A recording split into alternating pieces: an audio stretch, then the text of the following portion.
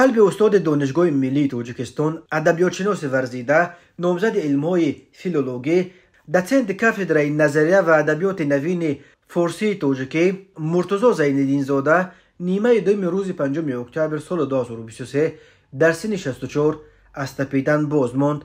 مراسم نماز جنازه مرتضی زین‌الدین زاده روز 6 اکتبر ساعت 13 پیش از نماز جمعه در زادگاهش دهه وارخ اسفره برگزار می شود. ریاست دانشگاه ملی تاجیکستان و صدارت رشته فیلولوژی و اتفاق کسبه این دانشگاه در نامه تسلیت خود مرتضی زین‌الدین زاده را یکی از استادان و عالمان برجسته دانشگاه ملی نام برده به پیوندان و عزیزان مرحوم صبر جمیل خواستند. درباره علت مرگ ادبیاتشناس شناخته در نامه تسلیت دانشگاه چیزی گفته نشده است، ولی به گفته همکارانش او چند روز آخر از بیماری رنج میکشید و مگی چند روز پیش از مرگش از رکتور دانشگاه قابلجان خوشوقت‌زاده هم خواهش کرده بود که لیفت بنای رشته فیلولوژی را ترمیم کنند. برآمدن تا قبط 5 بنا مشکلی میکشند. این آخرین خواهش مرتضی زین‌الدین زاده بود. مرتضی زین‌الدین زاده سال 2009 سزاوار مکافات دولتی اردن دوستی گردیده است. مرتضی زین‌الدین زاده همچنین سال 1998 اعلاچی